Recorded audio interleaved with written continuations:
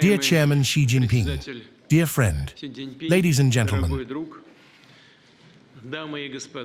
our talks with the Chairman of the People's Republic of China were held in a traditionally warm, friendly, and constructive atmosphere and were quite substantive and productive. The current visit of Mr. Xi Jinping is timed to coincide with the celebration of the 80th anniversary of victory in the Great Patriotic War.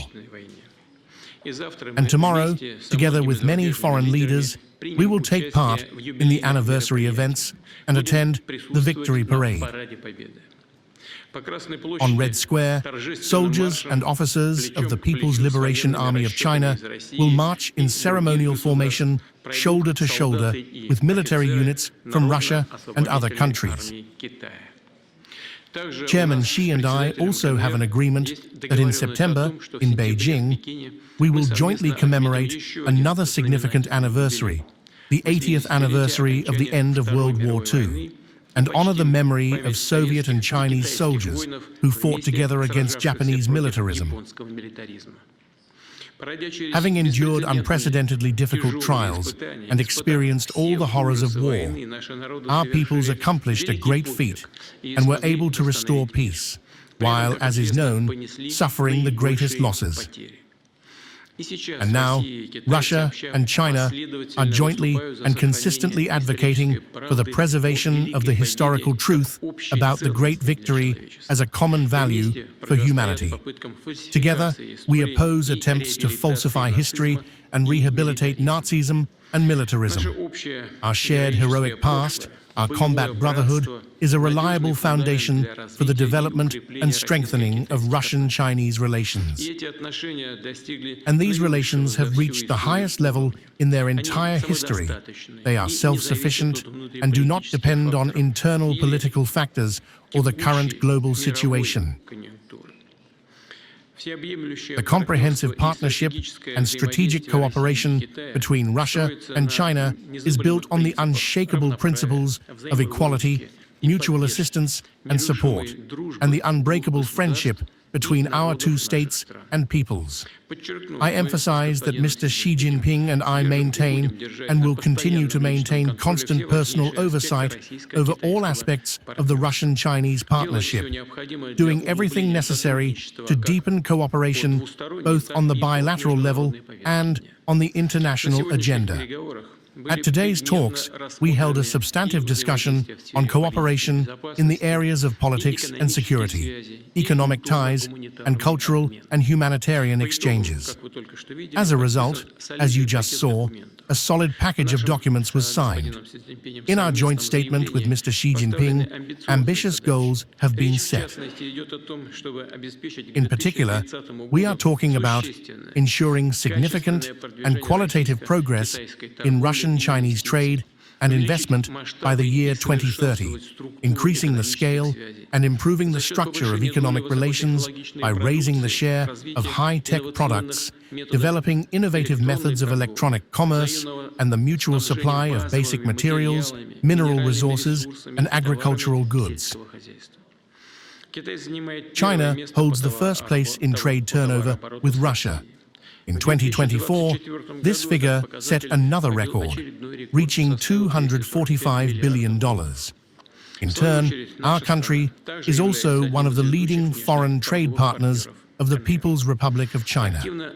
Investment cooperation is actively developing, with about 90 priority Russian-Chinese projects worth approximately $200 billion being implemented or prepared for implementation in such areas as industrial production, transportation, logistics, agriculture, and mineral extraction. The further growth of the total volume of mutual investments will undoubtedly be facilitated by the intergovernmental agreement on their promotion and mutual protection signed today. The deepening of commercial ties is also significantly facilitated by the timely and coordinated steps taken by Russia and China to switch settlements between our countries to national currencies. As a result, almost all Russian-Chinese foreign trade transactions are conducted in rubles and yuan, meaning, in essence, a stable system of mutual trade has been established, reliably shielded from the influence of third countries and negative trends in global markets.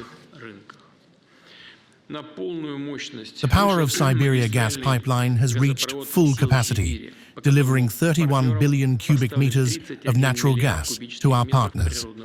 Gazprom consistently accommodates the requests of its Chinese counterparts and ensures additional supplies beyond contractual obligations. The planned launch of the Far Eastern pipeline route in 2027 will further increase Russian gas exports by another 10 billion cubic meters. Supplies of Russian liquefied natural gas to China are also growing, and cooperation in peaceful nuclear energy is successfully developing. Rosatom is constructing Russian-designed power units at the Tianwan and Sudabao nuclear power plants. Their commissioning will make a significant contribution to China's energy supply, help provide Chinese businesses and households with affordable and clean energy, and contribute to improving the environmental situation in major Chinese cities. At the end of March, the Nikar Accelerator Complex, constructed with the active support of Chinese partners, was launched in the Moscow region city of Dubna. This collider enables unique physics experiments related to the study of the nature and properties of elementary particles. During discussions on pressing issues of industrial cooperation, special emphasis was placed on establishing new value-added chains, as well as on the implementation of cutting-edge technologies and innovations. Major Chinese automakers, industrial equipment manufacturers, microelectronics producers, and home appliance brands are expanding their presence in the Russian market. Large-scale joint projects are being carried out in non-ferrous metallurgy, chemical and pulp industries, biotechnology, pharmaceuticals, space exploration, and many other high-tech fields. Russia and China attach great importance to the development of international transport corridors spanning the entire Eurasian continent. Our country is actively modernizing the Trans-Siberian and Baikal-Amur railway lines, along with their associated infrastructure. Significant progress has been made in the development and commercial use of the Northern Sea route.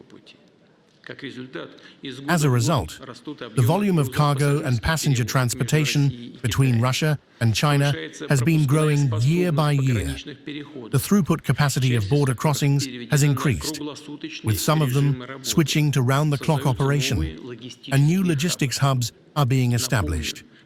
Let me remind you that 2024 to 2025 have been declared the cross years of culture in our countries.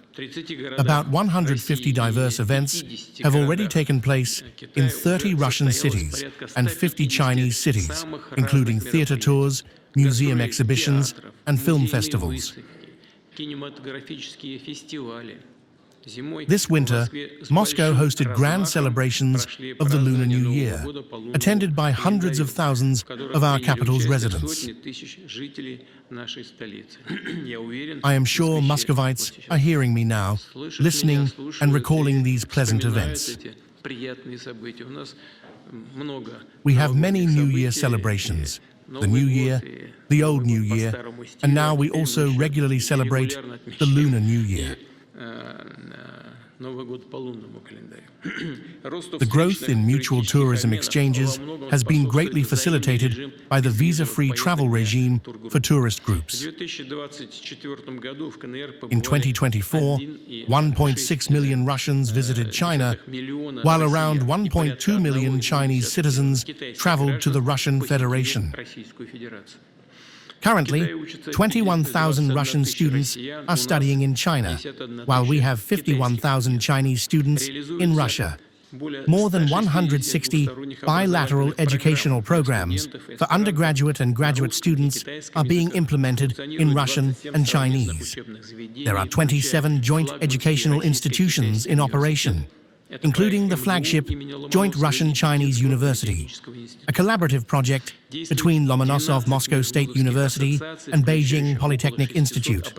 Additionally, 12 inter-university associations exist, encompassing about 600 educational institutions across both countries. Today, the chairman of the People's Republic of China proposed an initiative to hold bilateral years of education. We support this idea and consider it very timely and beneficial. Chinese athletes participated successfully in the BRICS Games and the Future Games held in Russia in 2024. In turn, the Russian team won numerous medals at the Greater Altai Games, organized in China this January.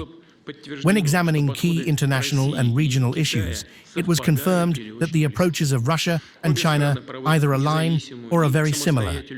Both countries pursue independent and self-determined foreign policies and are interested in shaping a more just and democratic multipolar world order.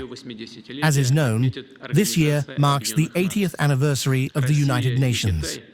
Russia and China share the view that the UN and its Security Council must continue to play a central role in world affairs, and that all issues and problems on the global and regional agenda must be resolved based on the United Nations Charter and international law, with the obligatory consideration of the interests of all members of the international community and respect for their cultural and civilizational diversity. Our country is working fruitfully within BRICS and the Shanghai Cooperation Organization, in which our Chinese friends are currently holding the presidency. Russia supports the priorities of China's chairmanship in the SCO, and we are pleased to participate in the summit of this organization in Tianjin in September of this year.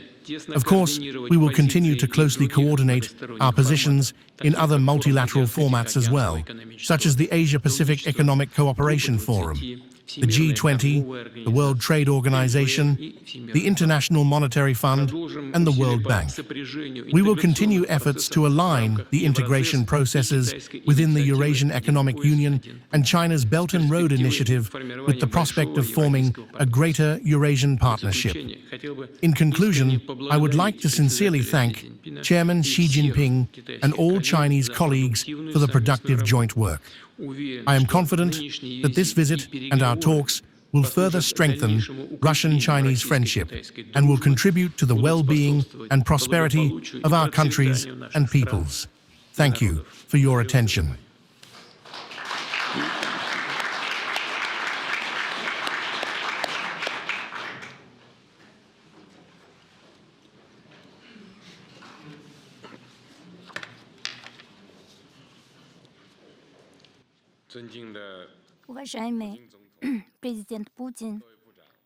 Dear President Putin, respected ministers, dear members of the media, good day.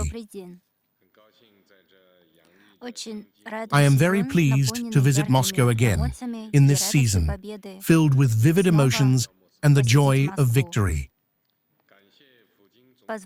Please allow me to sincerely thank President Putin for the kind invitation and our Russian friends for the warm hospitality. Just now, President Putin and I held thorough, friendly, and highly fruitful talks and reached a number of new important agreements. We signed the joint statement of the People's Republic of China and the Russian Federation on further deepening the comprehensive partnership and strategic cooperation in the new era in commemoration of the 80th anniversary of the victory of the Soviet Union in the Great Patriotic War, the victory of the Chinese people in the War of Resistance against Japanese aggression, and the founding of the United Nations. In our presence, there was also an exchange of a substantial number of signed documents, which will undoubtedly serve as an additional driver for the development of bilateral relations. Russia is the most frequently visited country for me in my role as chairman of the People's Republic of China, and this is already my 11th trip. Tomorrow, I will take part in the solemn celebration of the 80th anniversary of the Soviet Union's victory in the Great Patriotic War. The last time I attended such a celebration was exactly 10 years ago. The past decade has been marked not only by the deepest changes and transformations in the international situation, but also by grand achievements and breakthroughs in the development of China-Russia relations. We have witnessed the continuous strengthening and deepening of political mutual trust and rapidly growing multifaceted cooperation, which is constantly reaching new heights.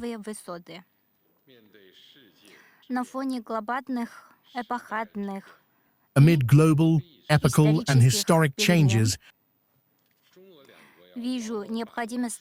I see the necessity of following the correct path for the development of bilateral relations and human society, with a sense of duty to strengthen comprehensive cooperation, to make an ever greater contribution to the development and prosperity of our countries, and to the defense of international justice and equality.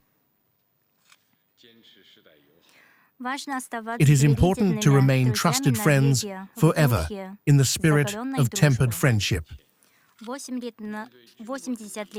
80 years ago, against fierce militarists and Nazis, the armies and peoples of China and Russia fought selflessly, shoulder to shoulder, inscribing a majestic chapter in human history and covering themselves with unfading glory.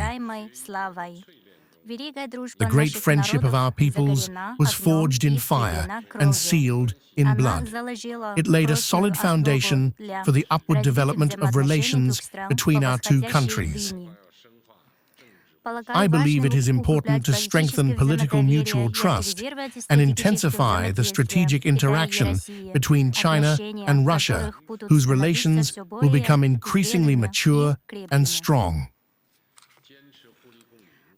It is important to remain reliable partners in the spirit of mutual benefit and joint prosperity. From the large-scale mutual flows of essential goods during the difficult times of the Second World War to the regularly updated records of bilateral trade turnover in our days, the mutually beneficial cooperation between China and Russia, like a high-speed train confidently conquering new heights, has traveled a very challenging path. In this regard, it seems important to further deepen multifaceted practical cooperation and to strengthen the material foundation of comprehensive interaction for the benefit of the peoples of our countries and in the interest of stimulating global development.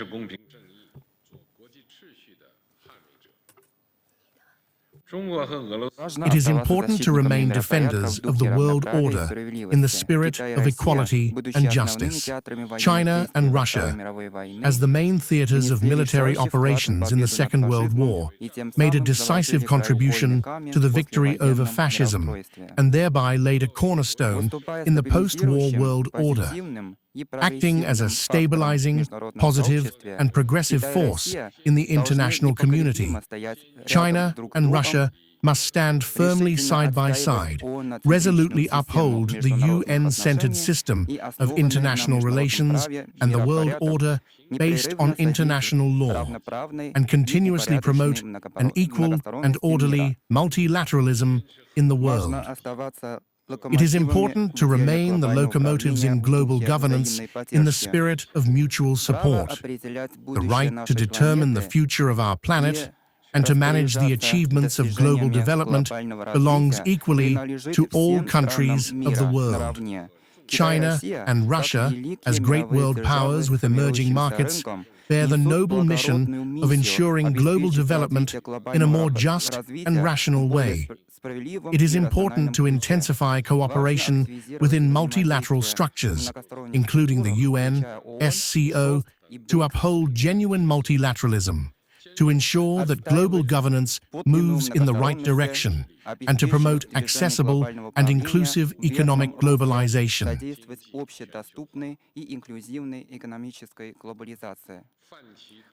As Chinese wisdom says, the path to the highest goal lies through the most difficult challenges.